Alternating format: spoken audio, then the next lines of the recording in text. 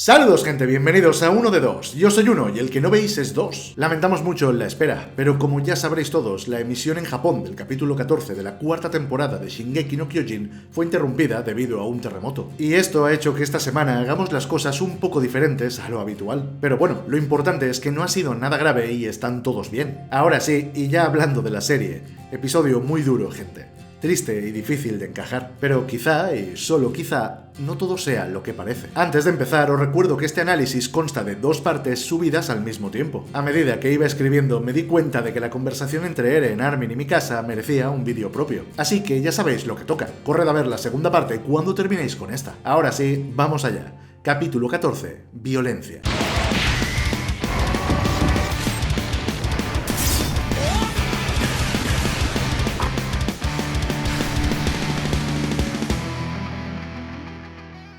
Vamos a ver, lo primero que cabe resaltar de toda esta conversación es la cara de Eren.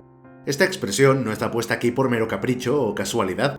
Llegados a este punto, dudo que Isayama hiciera esto porque sí. ¿Os parece este el rostro de alguien que está a gusto con lo que está a punto de hacer? Porque a mí no me lo parece. Al principio daba la sensación de que Eren no pretendía llevar la conversación hacia el desastre más absoluto. Él habla de arreglar los problemas de Eldia sin necesidad de alimentar más el conflicto entre su gente. Sin embargo, la reacción de sus amigos era comprensible. Aquí hay dos posturas bien diferenciadas. Eren camina en línea recta, tiene un propósito y todo lo demás son solo distracciones. En cambio, Armin y Mikasa están perdidos, sin saber qué hacer. Lo único que querían era una explicación convincente. Deseaban poder entender a su amigo. Y lo mejor de todo es que Eren sabía esto perfectamente. Armin y Mikasa no son capaces de controlarse y mantener la compostura, así que cometen un primer error fatal: cuestionar las acciones de Eren a través de asumir que estaba siendo controlado. Y por ahí no vamos bien. Solo pensadlo así, gente. Imaginad que habéis hecho algo después de darle muchas vueltas. Lo que sea. Algo con lo que quizá vuestros amigos, padres o familiares nunca estarían de acuerdo. Y cuando por fin lo descubren, lo primero que hacen es dar por hecho que no ha sido idea tuya. Alguien más te ha tenido que meter esas ideas en la cabeza. Ese no eres tú. Y la reacción más normal ante esto sería la de cabrearse. Y es entonces cuando Eren habla de libertad. De su libertad. Él sigue estando tranquilo, pero ya ha tenido que justificarse una vez. Y es lo que decíamos antes. Para Eren, esta era la primera vez que de verdad ejercía su libertad. Todo cuanto hizo en Marley, todo el tiempo que pasó infiltrado, fue su elección. Fue su voluntad y la de nadie más. Y claro, como papá Armin y mamá Mikasa no están satisfechos con esto, lo siguen poniendo en duda. Aquí de lo que se habla es de si lo que hace Eren es correcto o no. Porque efectivamente, sus amigos pueden tener la razón. Los actos de Eren eran reprobables. Cuanto hizo estuvo mal. Dejó a los suyos de lado y, lo que es peor, los terminó usando como simples armas y se sirvió de ellos para masacrar a miles de personas inocentes. Pero claro, estaban en guerra y sin muchas opciones. Lo que pasa con esto es que es una situación llena de peros. Es cierto que podemos encontrar 100 formas de justificar a Eren, pero lo que hizo seguía siendo una barbaridad. Armin le pregunta a Eren si era cierto que todo había sido idea suya, a lo que el menor de los Jäger responde que sí. Y hasta ahí todo bien, pero Mikasa no puede creerlo, o más bien no quiere. Volviendo al ejemplo de antes, imaginad que alguien cercano se pone a describiros asumiendo que vosotros sois quien él o ella dicen que sois. Lo que tú digas no importa, porque en su cabeza tú eres así y punto. Pues justo esto es lo que le ocurre a Mikasa. Se deja llevar por su corazón y habla de más. Impone su juicio sobre la verdadera personalidad de Eren, pero ella no está en su mente.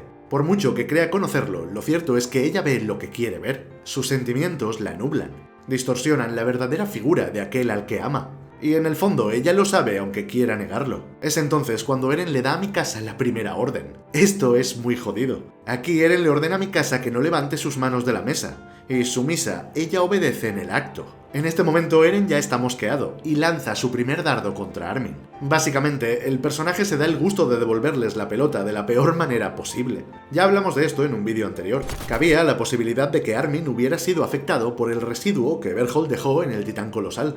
Y es que, ¿por qué razón estaría Armin tan interesado en Annie? ¿Podría ser que sus motivos para visitarla con tanta frecuencia fueran en realidad la voluntad de Bertholdt? De ser así, él no daba la impresión de ser del todo consciente de esto. Pero Eren no se queda ahí, se saca todo lo que llevaba dentro y se lo escupe en la cara. Según Eren, el personaje había cambiado. Se había vuelto flojo. El Armin de antes nunca se echó atrás ante el enemigo. En el pasado fueron sus estrategias las que los llevaron a la respuesta correcta, a la victoria. Y en cambio, ahora solo quedaba un tipo débil, un iluso que creía que todos sus problemas se podían solucionar hablando. Eren sentencia a su amigo diciéndole que el único que estaba siendo controlado por el enemigo era él. Con esto, Armin se queda totalmente frío.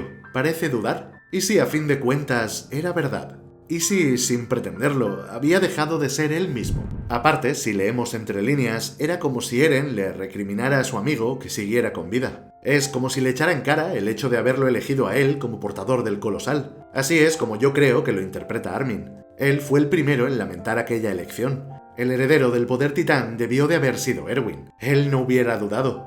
Él seguramente hubiera aplastado a los enemigos de la humanidad en nombre de todos los camaradas caídos, Armin incluido.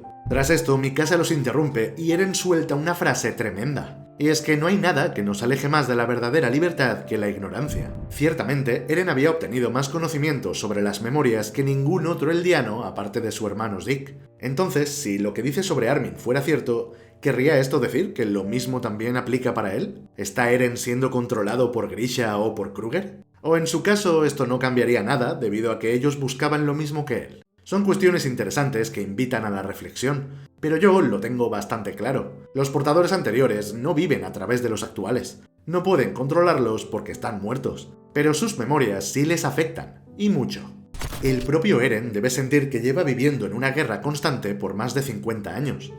Su sufrimiento nunca termina. Demasiados muertos a sus espaldas, demasiada carga emocional. Lo extraño sería que el personaje no utilizara su poder para cambiar las cosas. Claro que Eren es ahora un monstruo, era lo esperable.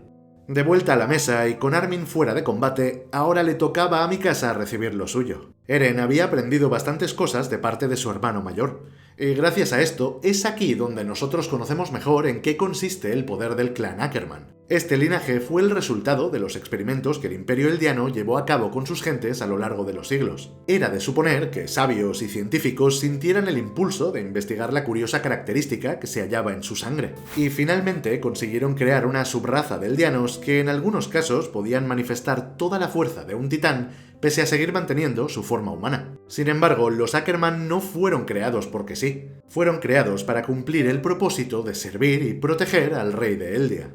Eren le cuenta todo esto a Mikasa con la intención de derrumbarla, pues acorde a sus palabras, lo que Mikasa sentía por él no era real, sino que era fruto de las circunstancias. Cuando Eren trató de salvar a Mikasa de los secuestradores, el último de ellos lo cogió desprevenido, y lo hubiera matado de no ser porque Eren se dirigió a Mikasa y le dio la orden de pelear. Fue entonces cuando la sangre del clan Ackerman se activó. Con esto, la pequeña no solo recibió una fuerza comparable a la de los titanes, sino también toda la experiencia de combate acumulada por sus ancestros a través de los caminos invisibles. Todo esto ocurrió porque Mikasa vio en Eren a su anfitrión, a aquel a quien debía su vida y por tanto debía proteger con la suya.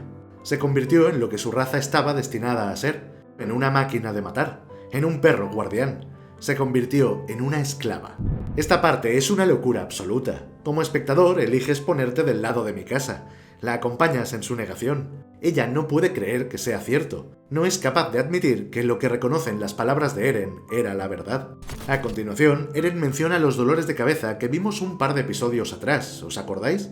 Según dice, la migraña era la representación del verdadero ser resistiéndose a la imposición de proteger a su amo. La verdadera Mikasa estaba atrapada y atada. Ella murió aquel día en el que su sangre despertó, y lo que quedó era el cascarón sin voluntad propia que vemos ahora. Es entonces cuando Eren cruza la línea y va demasiado lejos. Eren llama a Mikasa ganado, y dice odiar a todos aquellos incapaces de ser libres más que a nada en el mundo. Le dice a la persona que más lo ama que desde que eran niños, él siempre la había odiado. Y como era de esperarse, le rompe el corazón en 1000 pedazos. Lleno de ira, Armin pierde el control y se abalanza sobre su amigo con la intención de hacerle pagar aquellas amargas palabras. Y es entonces cuando todo lo dicho por Eren se cumple al milímetro. Mikasa actúa y reduce a quien trataba de protegerla de manera inconsciente, casi como si se tratara de memoria muscular, un reflejo, algo tan natural como respirar. Y con la sorpresa de Armin, Mikasa termina de quebrarse. Al final era cierto, Mikasa sí vivía influenciada por la imposición de la sangre Ackerman. Era la mascota de Eren y ahí estaba la prueba. Armin aprovecha este momento de incertidumbre para conectarle un golpe a Eren, quien cae al suelo junto con su silla. Sin embargo, ¿qué podía hacer el pequeño Armin? Pues nada. Y así se lo aclara Eren mientras le da una soberana paliza. Armin no merecía ni el esfuerzo, no tenía ninguna posibilidad. La escena termina con Eren llevándolos como prisioneros en dirección a donde todo empezó, su hogar, Shiganshina. Lo cierto es que las últimas palabras de Armin son muy interesantes, ya que plantean que quizá lo que Eren identifica como libertad no lo es realmente. Un individuo puede ser esclavo de sus objetivos, de su ideología y de sus metas. Puede que al final la verdadera libertad no exista. Sin embargo, Eren no dejará de perseguirla. ¿Acaso eso no lo convierte también a él en otro esclavo? Esto me lleva a lo último que Eren le dice a Mikasa. Él dice detestar a todos aquellos que viven como ganado, a todos aquellos que se mueven acorde a la voluntad de otros. Pero cuando dice esto, no se refiere solo a Mikasa. Eren habla de sí mismo, de los eldianos. Lo que Eren detesta es la rueda de la que no consiguen escapar. Lo que Eren odia es el mundo en el que les ha tocado vivir. En su conversación con Yelena, Dot Pixis dijo algo muy interesante. Dijo que para contar una buena mentira no había nada mejor que mezclarla con unas cuantas verdades. Y esto es justo lo que yo creo que ocurre alrededor de esta mesa. Creo que Eren se tira un farol a propósito. Eren sabe lo que Mikasa siente por él. Él sabe que ella lo ama, y es que probablemente él también sienta lo mismo por ella. Esas lágrimas no mienten. Puede que fuera cierto que Mikasa se sentía obligada a protegerlo debido a su linaje, pero esto no cambiaba lo que sentía por él, y Eren debía saber esto.